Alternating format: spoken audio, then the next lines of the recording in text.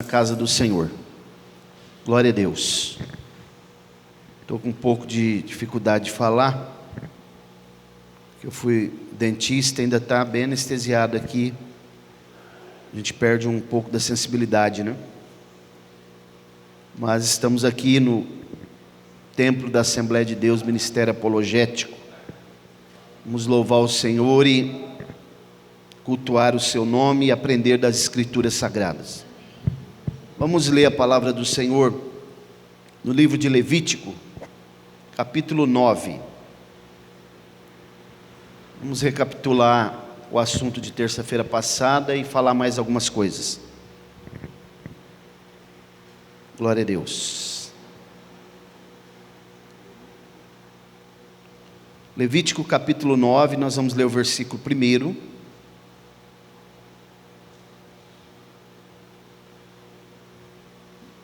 Depois nós vamos ler alguns versículos no capítulo 11. Todos acharam? Amém? Diz assim a palavra do Senhor: E aconteceu no 8º dia, que Moisés chamou Arão e seus filhos e os anciãos de Israel. Capítulo 11, versículo 1 em diante. E o Senhor falou a Moisés e a Arão, dizendo-lhes: Falai aos filhos de Israel, dizendo: Estes animais são os que comereis, entre todos os animais que estão sobre a terra.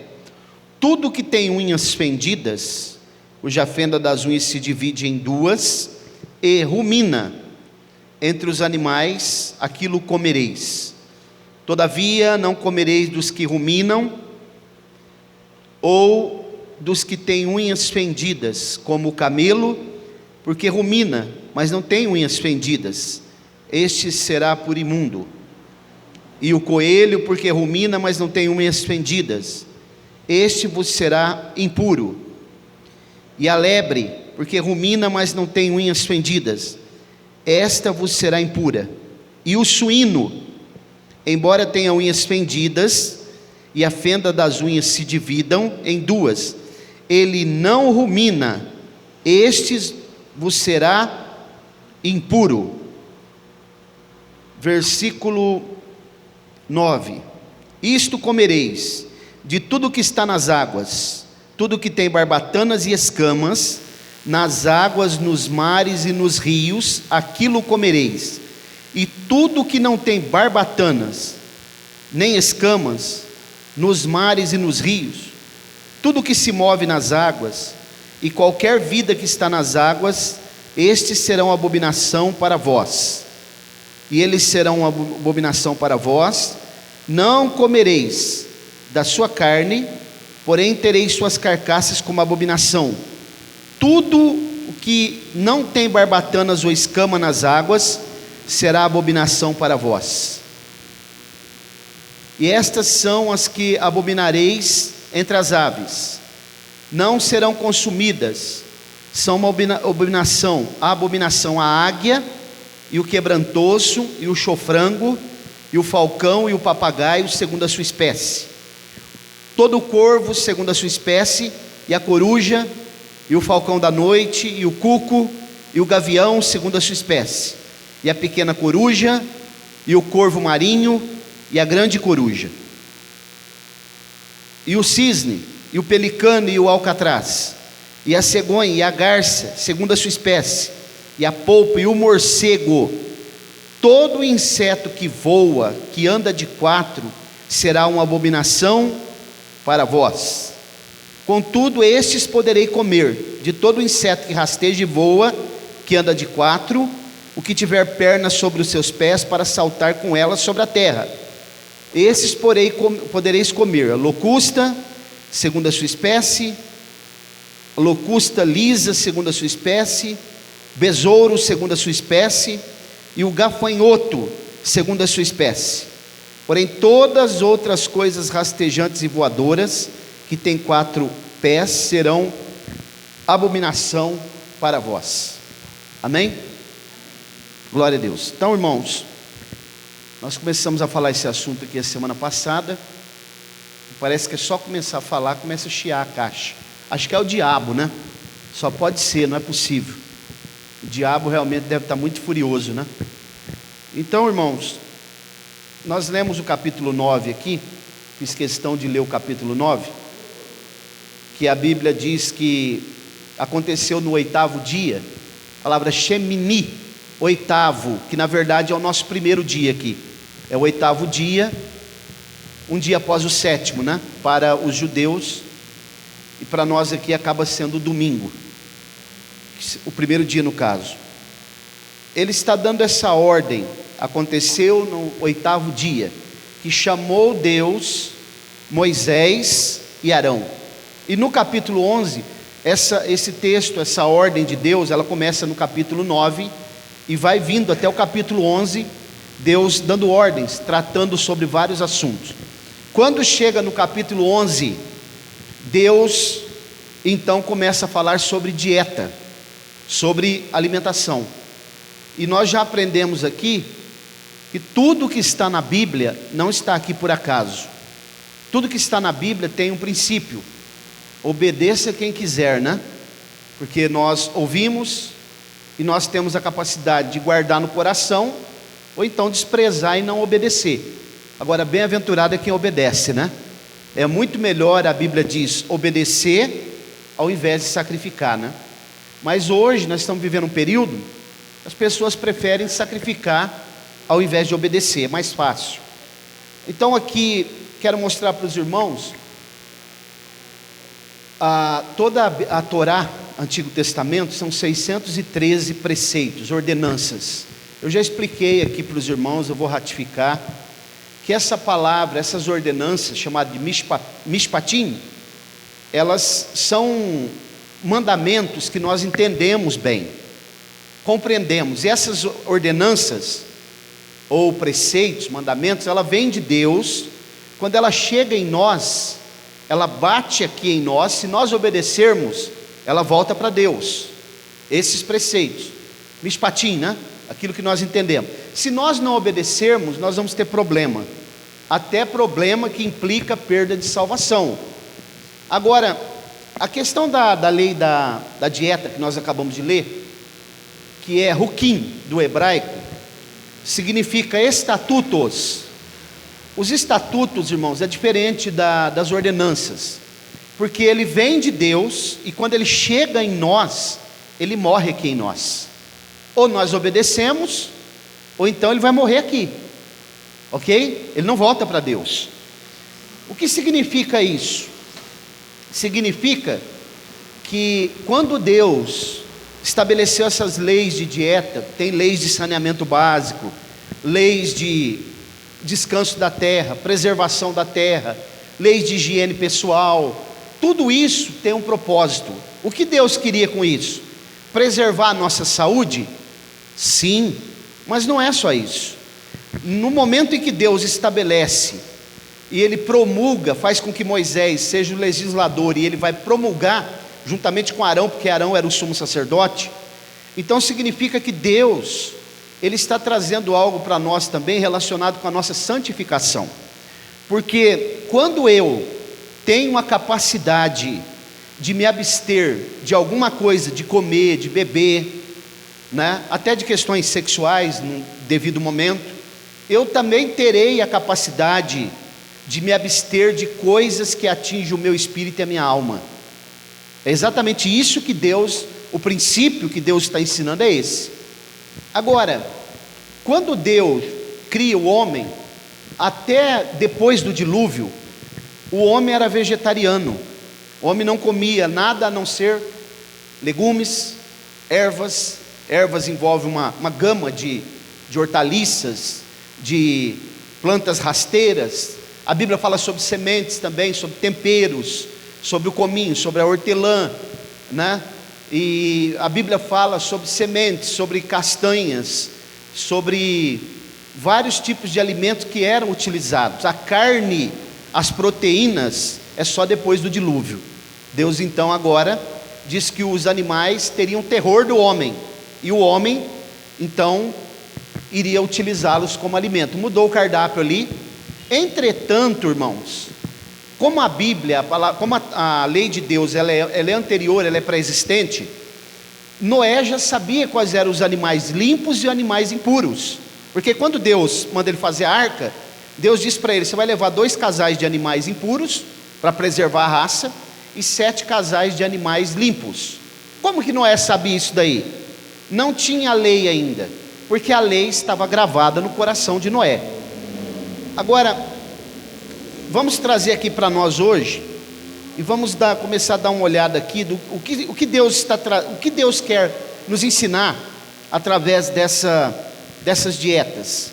Se Deus, irmãos, realmente Ele criou o homem, nós cremos que o homem não é fruto do acaso, obra do acaso ou de uma explosão cósmica. E Deus estabeleceu o homem na terra, e a Bíblia diz que a principal criação, a coroa da criação de Deus, é o homem, o ser humano. Então nós podemos pressupor que Deus também daria um cardápio para o homem, sim ou não? Para que o homem pudesse se alimentar de uma forma responsável, preservando a sua saúde e também obedecendo, porque obedecer é melhor do que sacrificar. Pastor Mauro, mas por que eu não posso comer isso? Por que está escrito? Porque está escrito. Estatuto nós não sabemos falar por quê. São leis suprarracionais, está acima do nosso entendimento. Por que ele estabeleceu que tem que dar 10%? Eu não sei explicar para você, está escrito aqui. Então é melhor obedecer, ok?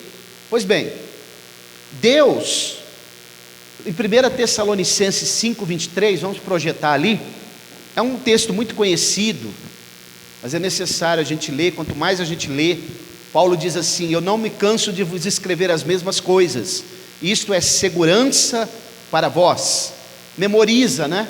1 Tessalonicenses 5:23. Olha como que a Bíblia diz, observe.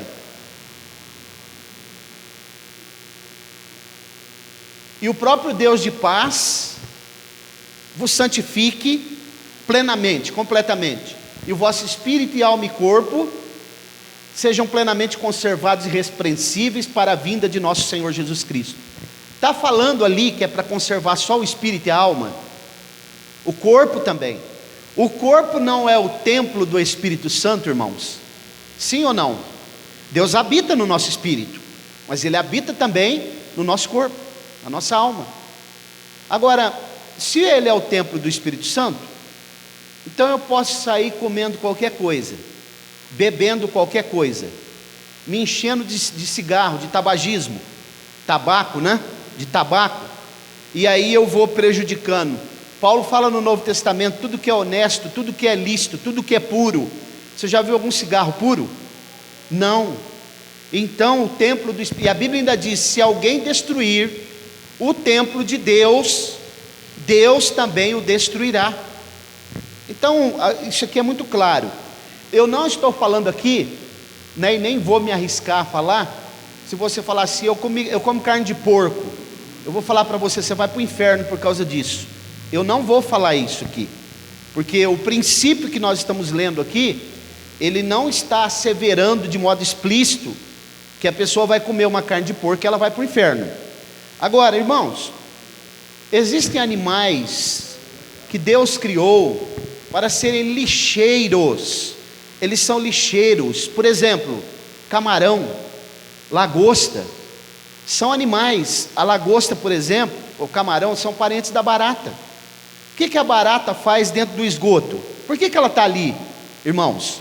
Ela tem uma função na biodiversidade, né? A lagartixa, por que ela está na parede ali? Ela ajuda a controlar, né, o excesso, o número de insetos, a proliferação de insetos. O sapo está ali na natureza por quê? Para controlar a proliferação de insetos também. Agora, eu vou sair comendo sapo, lagartixa, morcego, como está sendo feito lá na Índia, na China.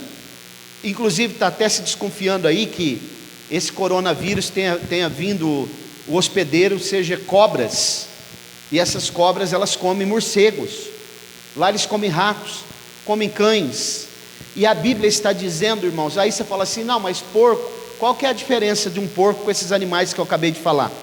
Até porque, mais uma vez eu vou falar o que eu falei a semana passada. Tinha um irmão que congregava aqui, Um dia ele falou para mim assim: ô pastor, acho que o senhor está enganado, porco não tem problema não, porque o porco hoje, ele é muito tratado, ele é colocado num ambiente sanitário, onde ele não come mais aquelas coisas que ele comia na fazenda. E aí eu perguntei para aquele irmão: tudo bem então, quer dizer que um porco que está num ambiente tratado, sanitário, ele mudou a natureza dele? Ele deixa de ser porco? Aí ele: não. Eu falei: então, sendo lá ou sendo num ambiente controlado, ele continua sendo porco. Agora nós vamos entender algumas coisas aqui. Por que Deus, irmãos, Ele está trazendo isso com tanta propriedade, dizendo: fala aos filhos de Israel, e essa palavra é extensiva para nós, né? No Novo Testamento, Paulo fala que tudo que tiver no açougue, você deve comer, deve orar, enfim, né? Se comer carne escandaliza o teu irmão, não come. Paulo fala também de comer coisas sacrificadas aos ídolos, comer sangue. Inclusive a questão do sangue está ratificado no Novo Testamento, no concílio de Jerusalém, que é o primeiro concílio da igreja, que nós devemos abster das coisas sacrificadas aos ídolos, da prostituição, da carne sufocada e do sangue.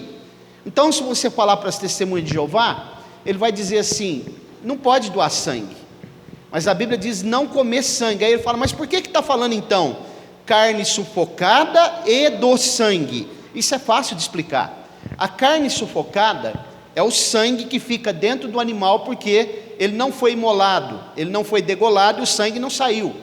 Logo, se não sai o sangue, o que vai acontecer com essa carne? Ela vai ficar cheia de toxinas, ela vai ficar cheia de impurezas que não foi eliminado com o derramamento do sangue. Quando a Bíblia fala se abster do sangue no Novo Testamento, ali está falando de você não deve matar outra pessoa, a vida humana. O sangue, abster-se de tirar a vida do outro, porque no Novo Testamento Paulo fala em Efésios, né, que a nossa luta não é nem contra a carne, nem contra o sangue, nem contra a vida humana de ninguém. É isso que o texto dos Atos dos Apóstolos, capítulo 15, está querendo dizer. Mas, outro sim, quando alguém vai imolar um animal, isso é bíblico, não se deve matar o animal com sofrimento. O animal precisa ser imolado rápido. A faca, a ferramenta que vai ser utilizada na morte do animal precisa estar bem afiada, porque senão o animal sofre. Primeiro ponto, Deus não quer que o animal sofra. Segundo ponto, se o animal demorar para morrer, naquela angústia da morte, ele vai liberando substâncias tóxicas, né, adrenalina e outras substâncias na carne. Isso contamina a carne, traz substâncias cancerígenas para a carne. Por isso que Deus ordenou matar o animal, derramar todo o seu sangue para que ele morra rápido, sem sofrimento. E nós precisamos entender isso. Os judeus, quando eles vão matar um animal, eles são muito rápidos, quando eles imolam o animal, o caret que fala, né?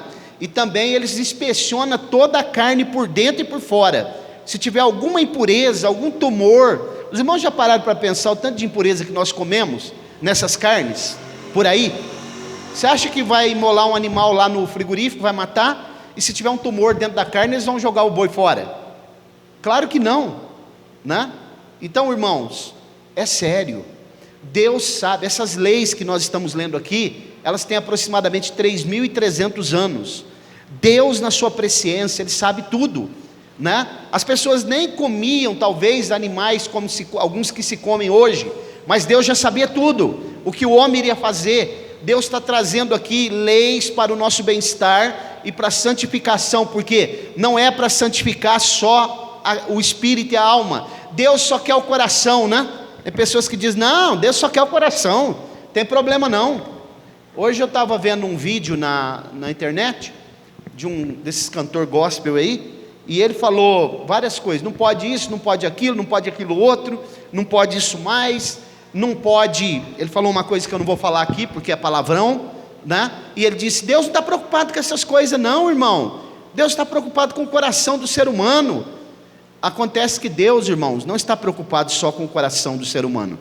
Deus, Ele se preocupa com o ser humano num todo, nas mínimas coisas, nos mínimos detalhes, como nós nos comportamos, como nós tratamos o nosso relacionamento com Deus e com o próximo, como nós tratamos o nosso senso de juízo, né? Isso é uma coisa que eu já falei muitas vezes aqui na igreja. muitas vezes ser justo em todas as áreas, em todas as causas, mas dificilmente nós fazemos isso, né? Às vezes nós somos justos quando é algo conveniente para nós, quando não é, nós somos injustos. Mas seguindo aqui, irmãos, quero mostrar para vocês algumas coisas aqui, bem interessantes. Nós vamos observar que quando Deus, Ele vai promulgar essas leis para Moisés, essas leis deveriam ser praticadas, deveriam ser não somente lidas para o povo, ensinadas para o povo, mas colocadas em prática, né? E o grande problema que nós estamos vivendo hoje, na igreja contemporânea, é a falta de prática, de vida, de prática do Evangelho, a prática que nós devemos fazer, não só aprender na teoria. Tem pessoas que têm um conhecimento bíblico excepcional, né? Tem conhecimento teológico, mas na hora de praticar tem dificuldade. Então nós vamos ver aqui, ó.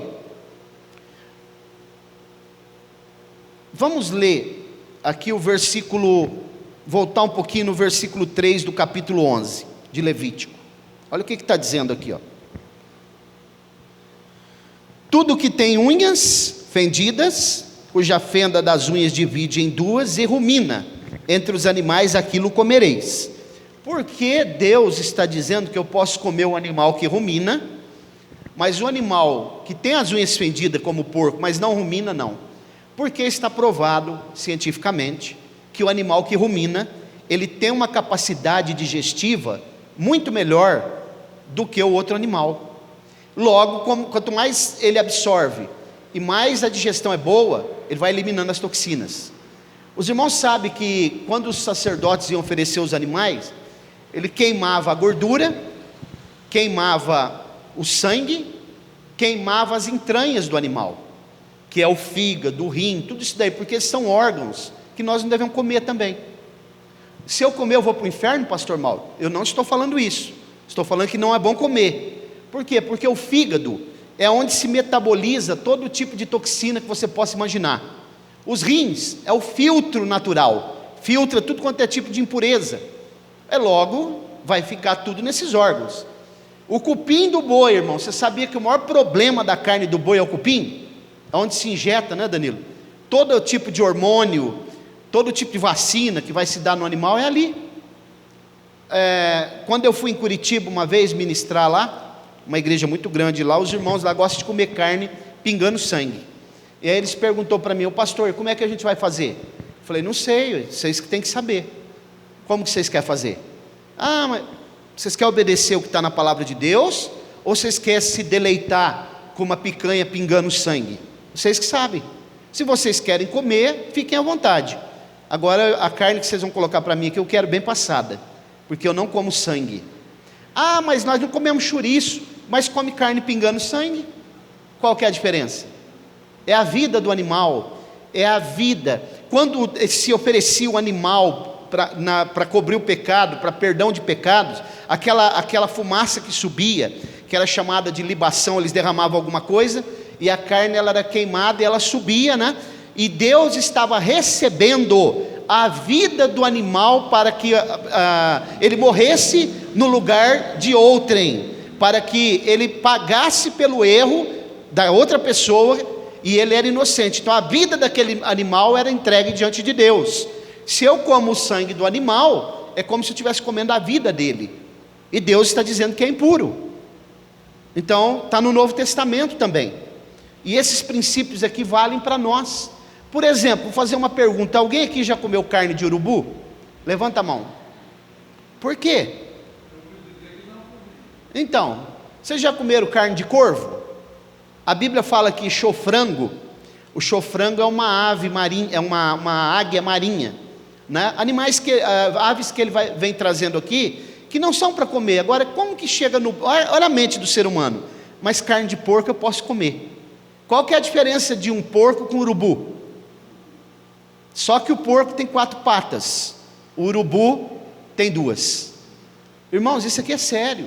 Se você quiser comer, a Bíblia diz no Novo Testamento que se orar, está santificado, né? Apesar que se falar para um adventista assim: não, eu como de tudo que está no açougue. Aí ele pergunta: você come carvão? Porque no açougue vende carvão, né? E veja bem, irmãos, eu não estou fazendo apologia aqui daquilo que os adventistas pregam como salvação, né?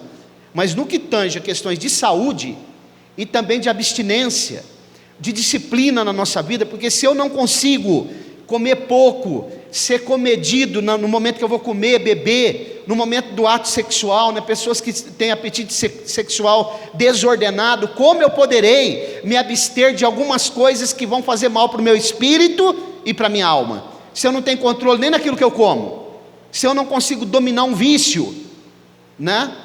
E assim por diante, irmãos. Aí quando a gente chega na questão dos peixes, porque Deus disse que poderia comer tudo que tem escama, mas o que não tem escama, não coma, porque as escamas dos peixes são filtros naturais que filtram toda a impureza, enquanto que os peixes de pele, de couro, acontece uma reação chamada osmose. Os irmãos sabem o que é uma osmose? Todo tipo de impureza que está na água, que vem naquele peixe, ela impregna na pele daquele peixe e não sai. O peixe de escama, ele pode até engolir impurezas, mas isso sai no processo de respiração dele. E aqui, na escama fica tudo. Isso é provado, a biologia prova isso. Agora, o peixe de couro, de pele, todo tipo de impureza está na pele dele, inclusive metais pesados que são cancerígenos, como o mercúrio. Você já parou para observar, quando acontece tipos de acidente, como aconteceu lá em Brumadinho, lá em Mariana, e contamina a água do rio, eles dizem assim, não pode comer o peixe dessa água. Por que não pode comer aquele peixe? Porque tem metais pesados ali, são cancerígenos. Enquanto não se faz uma análise e que a quantidade, a porcentagem, ela está no nível adequado, ideal, aprovado pela Organização Mundial de Saúde para poder ser consumido, os biólogos, os técnicos não liberam, porque está impregnado no peixe. Agora a gente vai lá, pega e come de tudo, né? Camarão, lagosta, ostra, que é uma lesma lá do mar, né? E outras coisas mais. Na China, come rato, come cobra, come escorpião, come morcego, cachorro. Irmãos, a Bíblia está dizendo que não são animais próprios para se comer, para se ingerir. Deus, na sua infinita sabedoria, Ele sabe o que Ele está falando aqui. Se Deus está dizendo para nós, mas eu não entendo, pastor Mauro. Não é para entender, é para obedecer. Essa semana tem um vídeo que eu postei também, de um líder aí no Brasil, um líder de uma igreja grande no Brasil, ele dizendo o seguinte, eu cheguei à conclusão, ele falou que não existe pecado de blasfêmia contra o Espírito Santo. Isso não existe, ele falou. Eu já procurei teólogos, eu já procurei os manuscritos do Mar Morto, isso não existe. É um líder de um ministério grande aí no Brasil. Sabe o que esse homem está fazendo? Ele está contradizendo aquilo que Jesus disse, porque Jesus disse que tem o pecado de blasfêmia contra o Espírito Santo, e ele está falando que não tem. Então, irmãos, a quem nós damos crédito? A Jesus ou a esse líder? Né? Inclusive mandei para algumas pessoas, para eles analisarem. Jesus, se a Bíblia está dizendo, irmãos, que é azul, eu não posso dizer que é amarelo. É o que está aqui na Bíblia, é ipsis literim, é o que a Bíblia está dizendo, literalmente. É claro que nós sabemos que tem aqui linguagens que são figuradas, são alegóricas, mas aqui não é o caso. E aqui tem princípios que devem ser obedecidos. Vamos seguir mais um pouco, para me mostrar mais algumas coisas para os irmãos aqui. Por exemplo, a pergunta que às vezes nós fazemos, né? Que não quer calar. Essas leis são para os judeus ou são para nós? O que vocês acham? São para os judeus? Por exemplo, a Bíblia diz que nós devemos guardar o sábado. Não está escrito na Bíblia? Nós guardamos o sábado? Nós guardamos. Não é o dia sétimo, é o sábado. A palavra Shabat, ela se traduz por descanso. Temos que ter um dia, o princípio. Não significa que chegar no sábado, mesmo sábado agora, né? O sétimo dia eu vou descansar. Embora Deus tenha descansado no sétimo dia, e Ele nos trouxe um princípio. Agora, quando chega em algumas coisas que às vezes é conveniente para mim, eu digo, não, isso aqui não é para nós, é para o judeu. Então vamos abrir a nossa Bíblia em Romanos capítulo 11, que é um texto muito conhecido, né? E muito pouco explicado. Para nós entendermos algumas coisas aqui, que são importantes.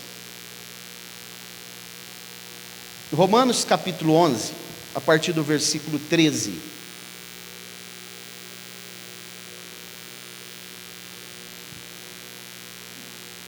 Olha o que a Bíblia diz, irmãos. Isso aqui é muito importante. Romanos capítulo 11, versículo 13. Porque eu falo a vós, gentios, enquanto sou apóstolo dos gentios, eu magnifico o meu serviço, para ver se de alguma maneira eu posso provocar ciúmes aos que são da minha carne e salvar alguns deles. Quem era da carne de Paulo? Os judeus, né? 15. Porque se a sua rejeição é a reconciliação do mundo, qual será a sua aceitação, senão a vida dentre os mortos? Se os primeiros frutos são santos, a massa também é santa. E se a raiz for santa, assim serão os ramos. E se algum dos ramos foram quebrados, e tu, sendo uma oliveira silvestre, foste enxertado entre eles, e feito participante da raiz e da seiva da oliveira, não te glories contra os ramos, mas se te gloriares, não és tu que sustenta a raiz, mas a raiz a ti. Tu então dirias, os ramos foram quebrados para que eu pudesse ser enxertado. Bem, por sua incredulidade foram quebrados, e tu estás em pé pela fé. Não sejais arrogante, mas teme, porque se Deus não poupou os ramos naturais, cuida para que Ele não poupe a ti também. Entenderam? Essa oliveira que a Bíblia está falando aqui, que o apóstolo Paulo faz uma metáfora, é a nação de Israel. A raiz dessa oliveira é Jesus.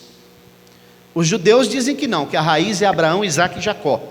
Mas quando a gente estuda esse contexto com bastante cuidado, a gente percebe que a raiz dessa oliveira é Jesus. Até porque no Antigo Testamento, Isaías chama ele, né, de rebento, raiz, rebento de Jacó, não é? A raiz de Jessé. Então a raiz aqui é Jesus. Agora os ramos que a Bíblia está falando, somos nós, e fomos enxertados nessa oliveira. Pelo fato de que Israel rejeitou Jesus e se endureceu em parte, a Bíblia nos mostra que veio a salvação para os gentios. É isso que Paulo está dizendo. E ele está dizendo que nós somos participantes da seiva. Você sabe o que é a seiva na árvore? O que é a seiva? É um líquido que é sugado pela